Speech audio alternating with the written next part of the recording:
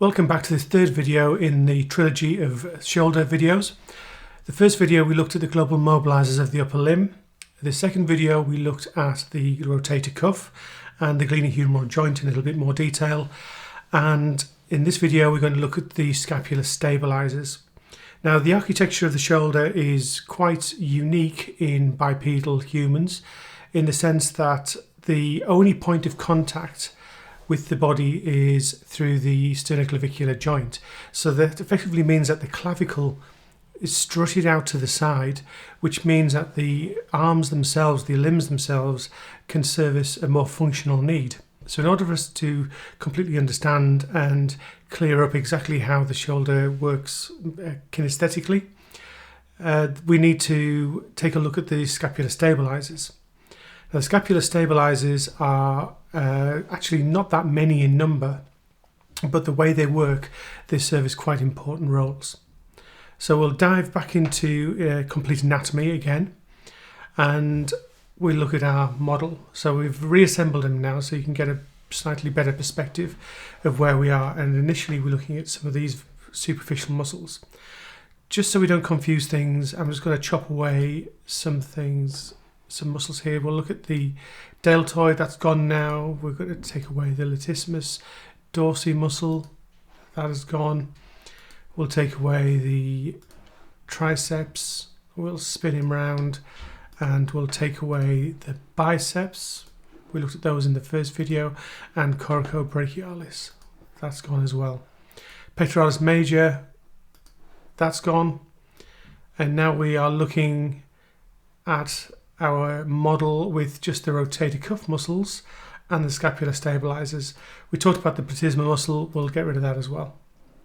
So as we are right now, you'll see the image that was familiar in the last video, other than we've still got the trapezius.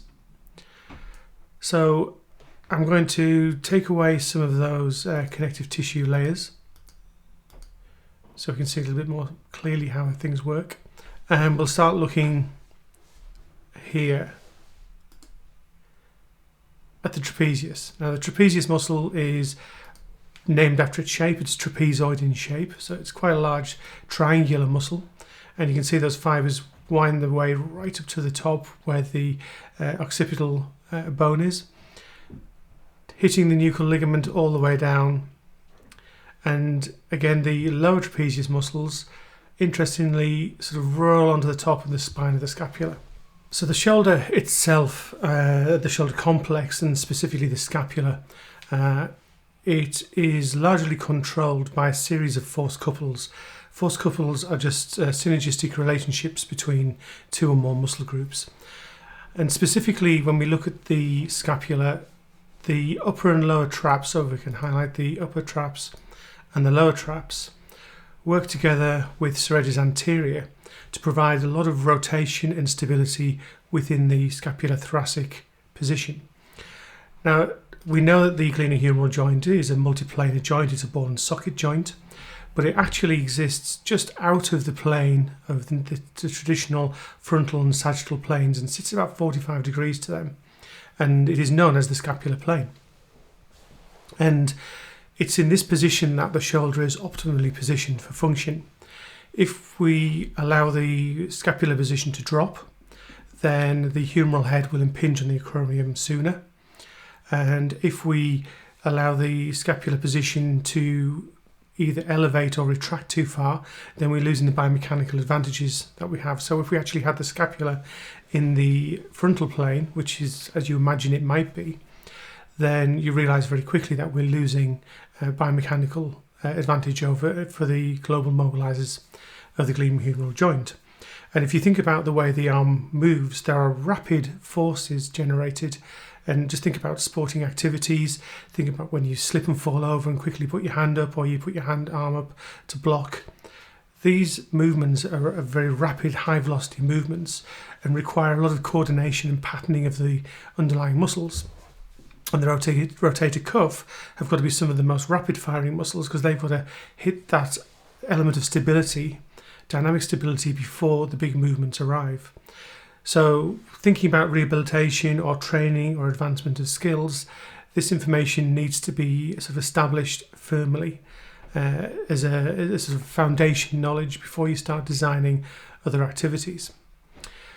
So let's just remove some of the rotator cuff muscles, and we'll also take away teres major, which is just sitting underneath, and we'll remove subscapularis. So as we sit and look at our model now, anteriorly we've got the pectoralis minor muscle, we've got serratus anterior muscle, we've got the trapezius muscle, and if I just hide that quickly, underneath we've got rhomboid major and minor muscles. So let me just go back a stage and restore our trapezius. Let's go around to the front and have a look there first. So pectoralis minor is a relatively small muscle, but again has a very important function because of its angle of pull. Attaching to the coracoid, which is a strong bony outcrop at the front of the scapula, and if we could zoom in on that a little bit more detail, you can see there, very much a feature of this irregular bone. Let's just look at the motion of pec minor. It has two actions. First action is pulling the shoulder blade or protracting the shoulder blade once the arm is up. And you can see the serratus anterior is working first, and that just improves the angle. Let's look at the other function, which is scapular depression. And it's pulling the whole of the scapula down.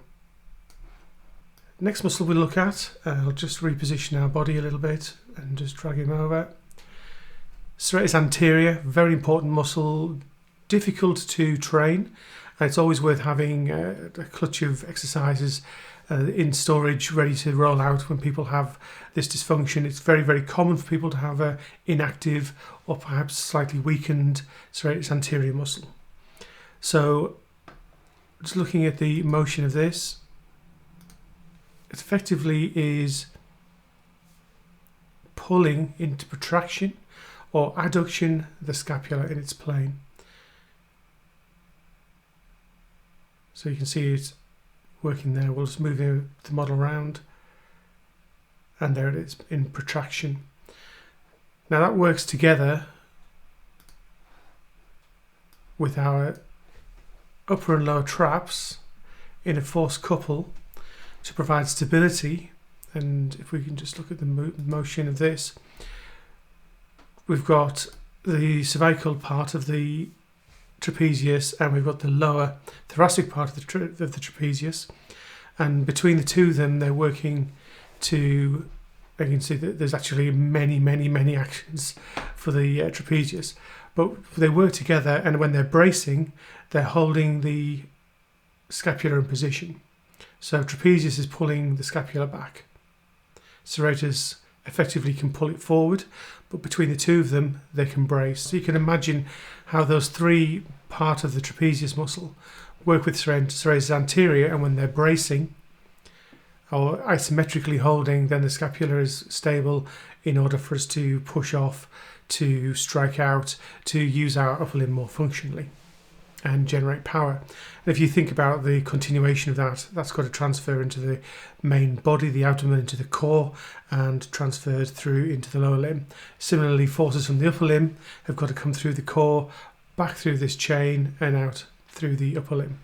So it's very important that we understand exactly how the scapula is stabilizing and moving. If we just remove trapezius, our last two muscles that we can look at are the rhomboid minor and rhomboid major muscle. And we'll quickly look at the action here. So what we're involved with here is scapular retraction. And it's just tricky to see, but you'll see there in that position when the scapula is slightly protracted and rotated, superior fibers are retracting. And if we go and look at the major, the inferior, rhomboid major, inferior fibers, you'll see scapular retraction, and the movement is slightly different based on its angle of pull. So that's a look at the dynamic stabilizers of the scapula.